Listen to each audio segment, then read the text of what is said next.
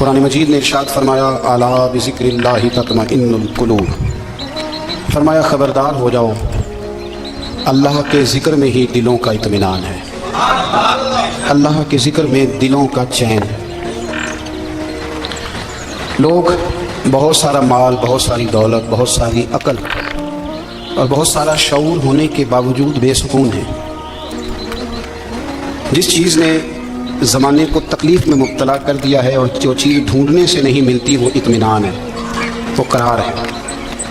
لوگ بھیک مانگتے ہیں، منت کرتے ہیں، دہائی دیتے ہیں کہ کہیں سے سکون کی دولت مل جائے، لیکن وہ میسر نہیں آ رہی۔ بڑے بڑے لوگ ہیں، اور میں عرض کر چکا ہوں کہ مالدار بھی ہیں اور عقل مند بھی ہیں، باشعور ہیں، پڑھے لکھے، پر قلبی سکون، راحت، اطمینان، چین انہیں میسر نہیں آ رہا۔ راتیں جاگ کر گزر جاتی ہیں، دن آزمائش میں بیت جاتا ہے۔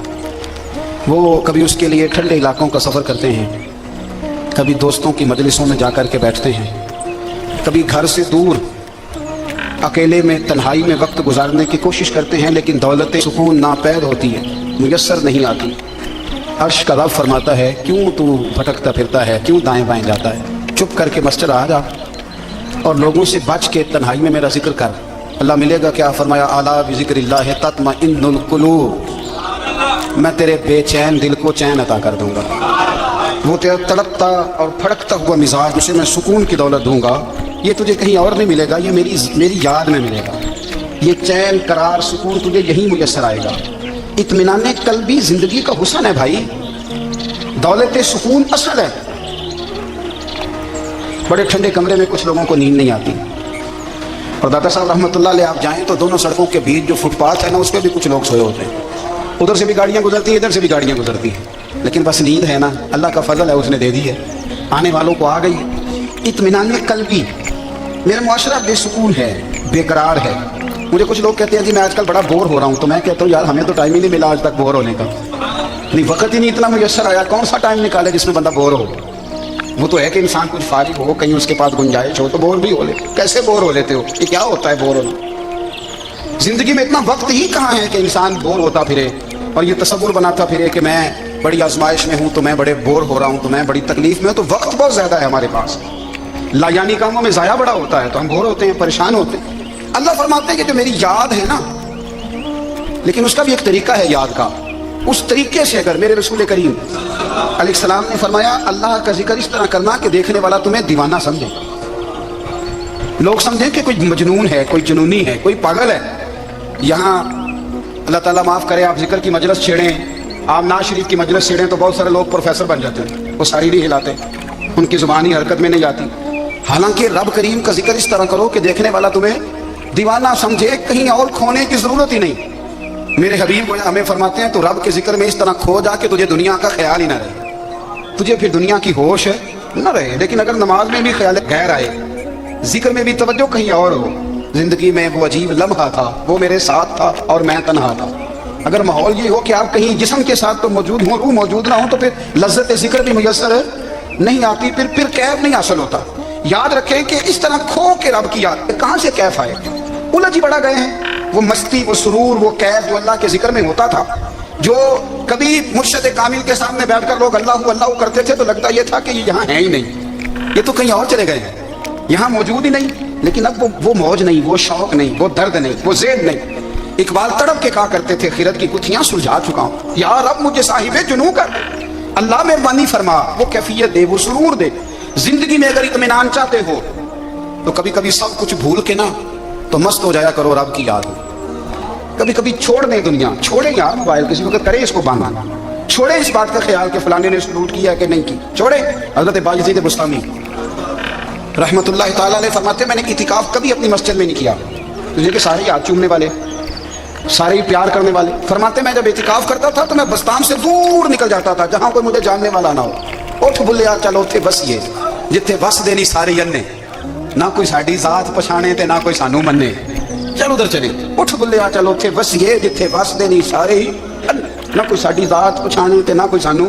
اتنا شوق ہے سلوٹ کرانے کا، اتنا شوق ہے تعارف کرانے کا، اتنا شوق ہے اپنا بتانے کا، تو یہ چیز غلبہ کر جاتی ہے، پھر نام رہ جاتا ہے، روح نہیں رہتی، پھر وجود رہ جاتا ہے، پھر باطن کی کیفیت نہیں رہتی. خدا را اپنے آپ کو بے چین نہ کرو، بے قرار نہ کرو، بے سکون نہ کرو. رب کی یاد میں آ جاؤ، درود و سلام میں آ جاؤ، نعت کے حسن میں آؤ، تلاوت کی دنیا میں آؤ، سجدوں کے نور میں آؤ. آؤ کبھی کھول کے دل مسجد کی صفائیاں کر. آؤ نہ کبھی کوئی بوڑھا، دادی، نانی، دادا، ان کے پاس بیٹھ کے پیر دبا کے اللہ کو راضی کریں. یہ کیف والی جگہ ہیں، یہ سرور والی جگہ. اتنی بے چین ہماری زندگی ہے، بے قرار ہے، تڑپتے ہوئے لوگ، لڑتے ہوئے لوگ، ایسے لگتا ہے اب ایک دوسرے کا گریبان تھام لیں گے. بے قرار، بے چین. کسی کو انتظار کا کہا جانا کہ 10-20 منٹ کسی کا انتظار کرو، تو بعض لوگوں مجھے ایسے لگتا ہے جیسے ان کا کلیجہ پھٹ جائے گا. ڈاکٹر کے انتظار میں بیٹھے ہیں تو بڑے پریشان ہیں. کسی کو ملنے گئے ہیں تو آدھا گھنٹہ بیٹھنا پڑ گیا تو بڑی دقت میں ہے. اپنے آپ کو سکون دیں. آپ یقین کریں بڑا مزہ آتا ہے کبھی کسی کا انتظار کرنا پڑے تو 2-4 تسبیح درود شریف پڑھی جاتی ہے.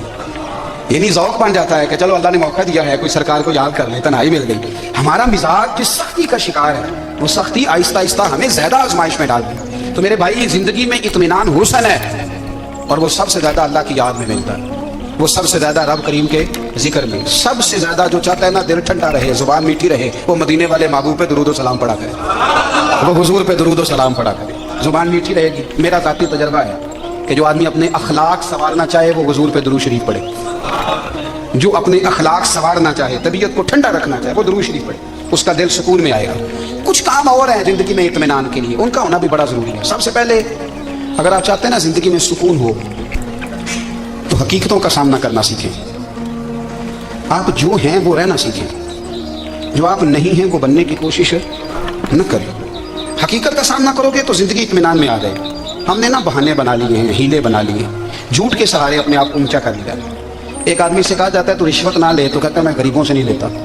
تو میرا سوال یہ ہے کہ امیروں کا حساب لینے کی اللہ نے تیری ڈیوٹی لگائی ہے، تیرے ذمہ لگایا ہے کہ تو امیروں کا حساب کر. تمہیں کیا ضرورت پڑی ہے؟ ہم نا بہانہ کرتے ہیں. رشوت لینے والے کا الگ بہانہ ہے اور سفارش والے کا الگ بہانہ ہے. حقیقت کا سامنا کریں. حقیقت کا جو میرے ذمہ داریاں ہیں وہ میں نے پوری کرنی. جو آپ کی ذمہ داریاں ہیں وہ آپ جان نہ چھڑائیں. حقیقت پسند بنے. میرے رسول کریم پھر پڑھیے درود صلی اللہ تعالی علیہ وسلم. حضور صلی اللہ علیہ وسلم نے فرمایا کہ میری بیٹی سیدہ فاطمہ الزہرا رضی اللہ تعالی عنہا صرف جنتی نہیں، جنتی عورتوں کی سردار ہے. لیکن حضور نے یہ بھی فرمایا کہ فاطمہ یہ خیال رکھنا اگر اللہ نے حساب پوچھا تو حساب تم نے خود دینا ہے. حقیقت کی طرف توجہ کرائی حضور نے. وہ صرف جنتی نہیں، جنتی عورتوں کی سردار ہیں، پر حقیقت کی جانب توجہ. میں حقیقت یہ ہے کہ اگر مالک نے حساب پوچھا تو اس کی تیاری بھی کرنی ہے. دیکھیں نا ہمیں کچھ یقین نہیں. اللہ معاف کرے کہ ہمارا حساب کیسا ہوگا، لیکن کتنے آزاد ہیں. یعنی بڑی دلیری سے بندے کہتے ہیں فجر نہیں پڑھتا جی، 3 پڑھتا ہوں جی، شاہ رہ جاتی ہے جی، کپڑے صاف، بڑی دلیری سے.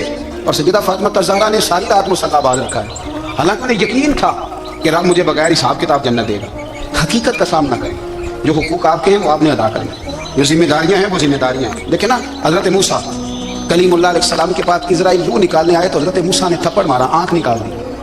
واپس گئے. اللہ انہوں نے تو جلال فرمایا ہے. کہا موسیٰ علیہ السلام سے کہیے بیل کی پشت پر ہاتھ رکھیں، جتنے بال ان کے دست مبارک کے نیچے آئیں گے اتنے 1000 سال ان کی عمر بڑھا دی جائے گی. یعنی میرے کان میں کوئی بتا دے کہ جناب 60 سال بڑھ گئی، کیا آپ کے کان میں کوئی کہہ دے تو خوشی ہوتی ہے کہ نہیں؟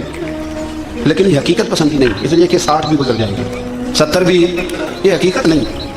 حضرت موسیٰ چلے میں مثال دیتا ہوں، سمجھ لیں 10 بال، حالانکہ بہت زیادہ آتے ہوں گے، 10 بال اگر حضرت موسیٰ کے ہاتھ کے نیچے آئے تو 10,000 سال تو عمر بڑھ گئی نا. 10 یعنی 10 سال نہیں، 10 100 نہیں، 10 بہت زیادہ تھی نا. حضرت موسیٰ کلیم اللہ علیہ السلام سے آ کے عرض کیا گیا حضور بیل کی پشت پر ہاتھ رکھیں، جتنے آپ کے ہاتھ کے نیچے بال آئیں گے اتنے 1000 سال عمر بڑھ جائے گی. تو حضرت موسیٰ نے حقیقت پسندی والی بات کی. فرمایا پھر کیا ہوگا؟ 10,000 سال کے بعد پھر کیا ہوگا؟ کہ حضور جانا تو پھر بھی ہے، پر میں پھر ابھی چلتے ہیں. اگر جانا ہے نا، جانا ہے تو پھر، اگر جانا ہے تو پھر ابھی. اور سجنوں اگر نماز پڑھنی ہے تو ابھی کیوں نہیں؟ اگر داڑھی رکھنی ہے تو پھر رمضان کا انتظار کیوں کریں؟ ابھی کیوں نہیں؟ اگر سچ بولنا ہے تو پھر، اگر رزق حلال کھانا ہے تو پھر انتظار کرے گا. حقیقت ہوتی ہے. بہانہ ہوتا ہے. حقیقت چھپ نہیں سکتی بناوٹ کے اصولوں سے، کیونکہ خوشبو آ نہیں سکتی کبھی کاغذ کے پھولوں سے. یہ بات یاد رکھیں. اگر جانا ہے تو حضرت کلیم فرمانے لگے پھر 10,000 سال کے بعد بھی جانا ہے تو آج بھی. ہمیں بے قراری زندگی میں اس لیے کہ ہم حقیقت پسند نہیں. ہم بہانوں میں، ہم ہواؤں میں جیتے ہیں، ہواؤں میں، خیالات میں زندگی گزارتے ہیں. بڑا ٹائم پڑا ہے. مثلاً کتنا میرے رسول کریم صلی اللہ تعالیٰ علیہ وآلہ وسلم نے ایک دن صحابہ سے فرمایا تمہیں حیا نہیں آتی؟ حضور کیا ہوا؟ فرمایا وہ والے مکان بناتے ہو جن میں تم رہ نہیں سکتے، وہ والا مال جمع کرتے ہو جو کھا نہیں سکتے، حیا نہیں آتی؟ عرض کی حضور حکم کریں تو محبوب فرمانے لگے جوتے کا ایک تسمہ بند کرتا ہوں تو سوچتا ہوں دوسرا بند کرنے سے پہلے موت آ جائے گی، ایک سانس اندر جاتی ہے تو دوسرا آنے سے پہلے میں یاد کرتا ہوں کہ مجھے دنیا سے جانا ہے۔ تمہیں حیا نہیں آتی؟ وہ مکان بناتے ہو جن میں رہ نہیں سکتے، وہ مال جمع کرتے ہو جو کھا، حقیقت پسند نہیں بھائی ہم۔ بہت سارے لوگ نا بڑی باتیں سناتے ہیں، بڑی، میں کہتا ہوں اصل میں نا زیادہ باتیں سنا کے نا بیچارہ اپنے آپ کو مطمئن کرنا چاہتا ہے، اصل بات یہ ہے کہ اندر سے نا ہلا ہوا ہے، کچھ بھی نہیں، بڑا زیادہ ہنستا ہے اور مجھے لگتا ہے کہ کوئی گہرا زخم چھپا رہا، اس لیے ملمہ سازی، حقیقت پسند بنو، حقیقت پسند۔ یاد رکھنا من ترک صلاۃ متعمدا فقد کفر، میرے رسول نے حقیقت بیان کی، فرمایا جس نے ایک نماز بھی جان بوجھ کے چھوڑی اس نے رب کے رب ہونے کا انکار کیا، اس نے کفران نعمت کیا۔ یہ حقیقت ہے، کوئی کلیریفیکیشن نہیں، کوئی وضاحت نہیں۔ جو نماز نہیں پڑھتا جھوٹ بولتا ہے، غلط بیانی کرتا ہے، جو شخص رزق حرام کما کے کہتا ہے کہ اس کے بغیر گزارا نہیں چلتا وہ جھوٹ بولتا ہے، اس لیے کہ رب فرماتا ہے جب تجھے پیدا کیا ہے تو تیرا رزق میرے ذمہ ہے۔ اللہ فرماتا ہے کہ لا یکلف اللہ نفسا الا وسعها، میں کسی پر وہ بوجھ نہیں ڈالتا جو اٹھا نہ سکے۔ نماز فرض کیا اس کا مطلب ہے ہم پڑھنے کے قابل ہیں، اس نے ہماری ذمہ داریاں لگائی ہیں تو مطلب یہ ہے کہ ہم ذمہ داریاں ادا کرنے کے قابل ہیں، ورنہ وہ کہتا ہے میں وہ بوجھ ڈالتا ہی نہیں جو تجھ سے اٹھایا نہ جائے۔ اگر چاہتے ہو کہ زندگی میں اطمینان ملے تو خدایا حقیقت پسند والی زندگی گزارو۔ یہ فضاؤں میں زندہ رہنا، ہواؤں میں، اللہ بڑا معاف کرنے والا ہے، اللہ بڑا کریم ہے، معاف کر دے گا، تو بھئی یہ بات صحابہ کو بھی پتا تھی، یہ اہل بیت کو بھی خبر تھی، تو وہ تو ایک ایک بات کا لحاظ کرتے تھے۔ یہ غوث اعظم کو بھی پتا تھی، یہ ان کے والد کو بھی پتا تھی، جنہوں نے کسی کا ایک سیب کھا لیا تھا تو 12 سال اس کے گھر میں نوکری کرتے رہے، انہیں نہیں پتا تھا اللہ بڑا کریم ہے، معاف کر دے گا، ایک سیب ہی ہے نا۔ تو حقیقت پسندی آپ کو سکون دے گی، اور اگر آپ نے اپنے آپ کو غیر مطمئن کیا ہوا ہے، بات کچھ اور ہے، اور آپ نے اپنے آپ کو ڈال کسی اور طرف لیا ہے، تو پھر آپ کو سکون مل سکتا۔ سکون حقیقت پسندی میں ہے، اصل میں سکون ہوتا ہے، اداکاری میں سکون نہیں ہوتا۔ تیسری بات سنیں، اگر آپ چاہتے ہیں زندگی میں مطمئن رہیں تو دنیا داروں سے امیدیں توڑ دیں، اللہ اور اس کے رسول سے امید وابستہ کریں، اولیاء اللہ سے امیدیں وابستہ کریں، صحابہ اور اہل بیت سے امیدیں، اللہ اور اللہ والوں سے امیدیں، دنیا داروں سے امیدیں۔ آپ کو پتہ ہے دنیا دار کی تباہی کب ہوتی ہے؟ جب انہیں خوش آمدی مل جاتا ہے۔ چودھری کا بیڑا اس وقت غرق ہوتا ہے جب اسے چودھری کہنے والے زیادہ ہو جاتے ہیں۔ سیٹھ صاحب اور نواب صاحب بیچارے تباہ تب ہوتے ہیں بھولے پن میں، جب ان کے دائیں بائیں ڈھیلا ہوتا ہے سیٹھ صاحب کہنے کا، لوگ انہیں کھانا چاہتے ہیں، پیار ان کا نہیں ہوتا، ان کی جیب کا ہوتا ہے، محبت ان سے نہیں ہوتی، ان کی کرسی سے ہوتی ہے، ضروریات کا پیار ہوتا ہے، تباہ کر دیا جاتا ہے۔ ہماری ساری توقعات دنیا داروں سے وابستہ ہو گئی ہیں، ناراض نہ ہونا۔ پیروں نے، مولویوں نے، درویشوں نے، انہوں نے بھی سیٹ رکھے ہوئے جلسوں کی صدارت کرانے کے لیے، یعنی مذہبی جلسہ ہے، اس میں بہت زبردست پڑھے لکھے صاحب تقوی عالم کا خطاب ہے، اور کس صدارت کو بندہ کر رہا ہے جس نے عشاء کی نماز بھی نہیں پڑھی، وہ بندہ صدارت کر، کیوں؟ اس لیے کہ اس نے لاکھ روپیہ دیا محفل میں۔ خدا رہا دنیا داروں سے امیدیں چھوڑ دیں ورنہ آپ کمزور پڑ جائیں گے، آپ کی امیدیں ٹوٹیں گی۔ کتنا کمزور ہے وہ شخص جو 2-4 ہزار کے لیے کسی بندے کی چاپلوسی کرتا ہے، اس کے پیچھے بھاگتا ہے، خوش آمدیں کرتا ہے، تھوڑے سے نوٹوں کے لیے، دکھ سکھ میں کام آئے گا اس کام کے لیے۔ میرے رسول کریم علیہ السلام نے فرمایا جس نے بندوں کو راضی کرتے کرتے رب کو ناراض کر دیا اس کی دنیا بھی گئی اور آخرت بھی گئی، اور فرمایا جس نے بندوں کی پرواہ نہیں کی اللہ کو راضی کیا، فرمایا اگر رب راضی ہو گیا تو لوگوں کے دلوں میں بھی محبت پیدا فرما دے گا۔ کیا ضرورت ہے خوشامد کرنا دنیا داروں کی، سیٹوں کی، نوابوں کی، چاپلو۔ اور میں آپ کو ایک بات بتاؤں، ہوتا پتہ کیا ہے، یہ جو حب جا اور حب با ہوتی ہے نا، اس سے پیٹ نہیں بھرتا۔ آپ کو اگر خوشامد کرنی ہے تو پھر آپ کو ساری زندگی کرنی ہے، پھر ان کو بھی پتہ ہوتا ہے کہ تعلق کس بنیاد پر ہے، اس میں کبھی بھی خلوص پیدا نہیں ہوتا، آپ بے چین رہتے ہیں، بے قرار رہتے ہیں، آپ کو تکلیف رہتی ہے ہمیشہ۔ کبھی بھی دنیا داروں سے امیدیں وابستہ نہ کریں۔ ایک بات سنیں بڑی شاندار، امام غزالی نے لکھی ہے۔ امام غزالی فرماتے ہیں کہ ہارون رشید نا حج کر کے واپس آیا بغداد میں، تو کونے میں حضرت بہلول دانا بیٹھے تھے، رش بہت تھا، مجمع بڑا تھا، حضرت بہلول دانا بھی سڑک کے کنارے بیٹھے تھے، تو سپاہی کہنے لگے یہاں سے اٹھ جاؤ، فرمانے لگے ہارون رشید کی زمین نہیں، زمین میرے رب کی ہے، میں کیوں اٹھوں؟ وہ قریب سے گزرا تو سلام لی، تو آپ نے اس کا پروٹوکول دیکھا تو فرمانے لگے ہارون رشید تجھ سے تگڑے تگڑے موٹے موٹے پروٹوکول میں نے لوگوں کے دیکھے، اور یہ جو تیرے دائیں بائیں آج تیرے نعرے لگا رہے ہیں یہ پہلے ان لوگوں کے نعرے لگایا کرتے تھے، اور تھوڑا وقت گزرنے دے، جو تیرے بعد آئے گا نا یہ سارے ان کے نعرے بھی لگائیں گے۔ تو جھوٹ کی دنیا میں زندہ ہے، ان سے تو نے امیدیں وابستہ کی ہیں، یہ کل اس کے نعرے لگائیں گے۔ اس کے دل پہ بڑا اثر ہوا، گھوڑے سے اتر آیا، آگے کہنے لگا حضور آپ نے مجھے بڑی اچھی نصیحت کی ہے، میرا دل بڑا ٹھنڈا ہوا ہے، میں نے سنا ہے آپ مقروض ہیں، کچھ لوگوں کا قرض तो मुझे कोई हुक्म ही कर दे, आप हंसने लगे, फरमाने लगे यार तू तो बड़ा ही बेवकूफ़ है, बड़ा ही बेवकूफ़ है, तो मैं तुझे नसीहत कर रहा हूँ, तो मुझे उलझा रहा है। हुजूर कोई हुक्म कर दें, क्या खूबसूरत अंदाज है रब करीम के बंदों का। हजरत बहलोल दाना फरमाने लगे तेरा रब कौन है? कहा अल्लाह। तो फरमाया मेरा कौन है? कहा अल्लाह। फरमाने लगे ये तो नहीं ना हो सकता कि अल्लाह हारून रशीद को देता रहे और बहलोल दाना को भूल ही जाए, ये तो नहीं ना हो सकता कि हारून रशीद को देता रहे और बहलोल दाना को भूल जाए। फरमाया उसका दिल, उसका इरादा हुआ, इरादा कुदरत हुआ कि बहलोल मकरूज रहना चाहिए, तो अगर रब मुझे रखना चाहता है दुख कबूल मोहम्मद बख्शा राजी रहन प्यारे, अगर वो चाहता है मैं मकरूज रहूं तो मैं भी चाहता हूं कि मैं मकरूज ही रहूं। ये तो नहीं ना हो सकता कि तुझे दे और मुझे यहाँ दे। फरमाया मेरी तुझसे कोई उम्मीद नहीं, मुझे जब भी देगा मेरा रब ही देगा, और वो देगा तो फिर इंशाल्लाह खजाने खोल के देगा। दुनियादारों से उम्मीदें वाबस्ता करना, लोगों के पीछे ये छोड़ दें। आप बेचैन रहे, बेकरार रहे, अल्लाह वालों से जरूर उम्मीदें वाबस्ता करें, इसलिए कि उनके पास जो कुछ होता है वो दरअसल रब का ही होता है। लेकिन सेठों से, नवाबों से, सियासतदानों से बाज आ जाए, हमारी बड़ी उम्मीदें वाबस्ता है। मैं अक्सर कहता हूँ जितने फेरे नौकरी के लिए दुनियादार के दरवाजे पे लगाए हैं ना, इससे कम दफा मस्जिद में नफल पड़े होते तो रब उतनी बड़ी मेहरबानी फरमा देता। तीसरी बात ये याद रखें, अगर सुकून लेना चाहते हैं ना, अगर सुकून लेना चाहते हो ना, तो लोगों को डिस्कस करना बंद कर दो। किसको अल्लाह ने कितने पैसे दिए हैं वो जाने और अल्लाह जाने, किसको अल्लाह ने कितनी गाड़ियां दी हैं वो जाने, और लोगों को डिस्कस करना जी। यानी मैं एक जगह बैठा था तो एक साहब गाड़ी वाला गुजरा, गाड़ी में बैठ के उसका पड़ोसी था, कहते मुंह है कार वाला, मैं क्या उदाते है तां ही बैठा है, तो मैं क्या समझाना जिन्होंने, मैं क्या तू तो मैं हिसाब लाइए साढ़े को कोई नहीं, उदाते है। लेकिन ना अल्लाह ने उसे दिए ना, तो अल्लाह ने चाहा ना वो कार में बैठे, तो इसने फटे पे बैठ के ये तबसरा किया मुंह है कार वाला, मैं क्या उदाते है तां कार रहे थे। अब मुझे तुझे अंदाजा लगाना चाहिए कि हम क्या ये बहस है। यदि अल्लाह को चाहिए था माज़ अल्लाह के पहले तुझसे पूछता है किसे कार देनी है कि नहीं, क्या मतलब फसूल बहस है।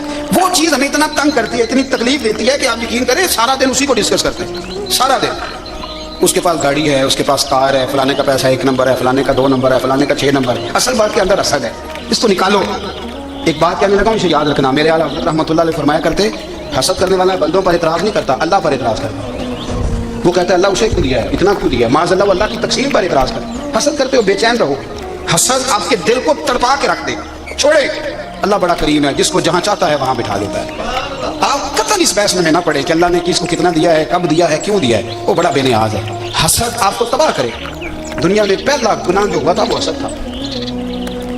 इबलीस ने हजरत आदम से हसद किया, कहने लगा मैं बेहतर हूँ, सरदारी इसको मिल रही है, ये तो अल्लाह को पता है ना किसको दे दी है। और दुनिया में पहला कत्ल हसद की वजह से हुआ, हाबील काबील के दरमियान हसद का मामला था। खातून का निकाह उससे क्यों हो रहा है, मुझसे होना चाहिए। हसद तबाही कर, आप यकीन करें, यानी दुकानदार के सामने दूसरी दुकान पड़ती है, परेशान हो जाता है, वो कहता है मेरा क्या बनेगा, ला हौला वला कुव्वता इल्ला बिल्लाह। यानी तेरा क्या ख्याल है कि तेरे हिस्से की रोटी वो खा जाएगा, इतना छोटा दिल। नहीं तेरा मौका ये है कि तेरे हिस्से का नसीब उस तक चला जाएगा, ये तेरी ख्वाहिश। एक दूसरे की कमजोरियां बयान करना, उसका तो माल ही नाकस है जी, उसके तो पास ही कुछ नहीं, ये तो कमजोर लोगों का तरीका है। मेरे रसूल करीम अलैहिस्सलाम गुजर रहे थे, पतझड़ का मौसम था, खिज़ां का मौसम था, दरख्तों के पत्ते झड़ रहे थे, सहाबा को साथ लेके हुजूर गुजरे और एक दरख्त की टहनी को पकड़ के हुजूर ने हिलाया। सहाबा फरमाते हैं कि छम छम उसके पत्ते गिरे, जमीन पर ढेर लग गया। हुजूर ने फरमाया देखा तुमने क्या हुआ? हुजूर हाँ। फरमाया कितनी तेजी से पत्ते झड़े हैं, सिर्फ तना रह गया है और खाली टहनियां रह गई हैं, कोई हुस्न बचा है? हुजूर नहीं। नबी करीम फरमाने लगे जो हसद करता है ना, उसकी नेकियां भी इसी तरह झड़ जाती हैं, इसी तरह। और एक जगह हुजूर फरमाने लगे जिस तरह राख लकड़ी को आग खा जाती है, जिस तरह लकड़ी को आग, जब आग खा जाए तो फिर लकड़ी को लकड़ी नहीं कहा जाता, राख कहा जाता है, कोयला कहा जाता है, उसकी असल बाकी यानी उसे खा ही जाती है। तो हुजूर अलैहिस्सलाम फरमाने लगे जिस तरह आग लकड़ी को खा जाती है, पर मैं इसी तरह हसद नेकियों को खा जाता है, नेकियां रहती नहीं। हसद करने वाले के पास नेकियां यानी उनकी असल शक्ल मौजूद, कभी भी हसद नहीं करें। अल्लाह की तकसीम है, जिसको चाहे जब चाहे जितना चाहे अता करें। और चौथी बात मेरे भाई, कभी भी बुग़्ज़ ना पैदा करें। बुग़्ज़ वाले लोग बेसुकून रहते हैं। बहुत सारी कमजोरियां हमारे अंदर होती हैं ना, फिर अल्लाह हमारी रोजी तो नहीं ना बंद फरमाता। ये तो नहीं कहता कि जमीन से निकल जाओ,